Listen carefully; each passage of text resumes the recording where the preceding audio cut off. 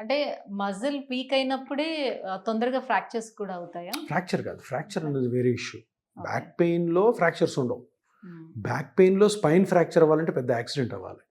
So back pain అంటే నాకు నడుము కొంతమంది నొప్పి ఎప్పుడైనా పడిపోయినప్పుడు అది జస్ట్ వేరు. స్కిడ్ అయి పడినప్పుడు అట్లా అది అది తొందరగా ఇరిగిపోతున్నాయని అంటారు కదా! అది ఎట్లా అంటే? ఇరిగిపోవడం అంటే స్పైన్ ఇరగాల. ఆ!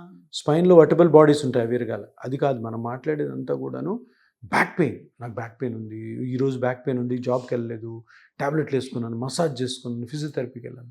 సో ఫస్ట్ థింగ్ వచ్చేసేసి మజిల్స్. ఈ మజిల్స్ ఎక్కడ ఉంటాయి? ఇప్పుడు ఇది స్పైన్ కదా, ఇదంతా బోన్స్, మధ్యలో స్పైనల్ కార్డు, పక్కన నర్వ్స్ పోతుంటాయి, దీనిపైన ఉంటాయి మజిల్స్. ఇక్కడి నుంచి స్టార్ట్ అయ్యి ఇగో తల వరకు వెళ్తాయి.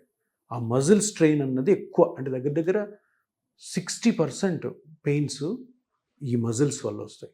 సో మజిల్ పెయిన్ అన్నది చాలా జాగ్రత్తగా ఎవాల్యుయేట్ చేసి కనుక్కోవాలి. ప్రతి ఒక్కరు కూడా డిస్క్ ప్రొలాప్స్ అని చెప్పి డిస్క్ మీద ఆపరేషన్ చేసుకోవడము, ఇంజెక్షన్ చేసుకోవడం చేసుకోకూడదు అట్లా. హ్మ్. So muscle is the first. Second, ఇప్పుడు ఈ బోన్స్ ఉన్నాయి కదమ్మా, హ్మ్.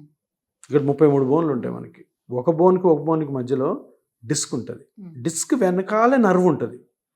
ఈ డిస్క్ బయటకు వచ్చి ఈ నర్వ్ మీద కంప్రెషన్ పడింది అనుకో, ఈ నర్వ్ వాస్తుంది, స్వెల్ అవుతుంది. ఓకే. దీన్ని డిస్క్ ప్రొలాప్స్ అంటారు. లేదంటే మామూలు మనం అనుకున్నమాట సయాటికా. అప్పుడే నొప్పి ఎట్లుంటుంది? నడుము నుంచి కాలు వరకు వెళ్తుంది.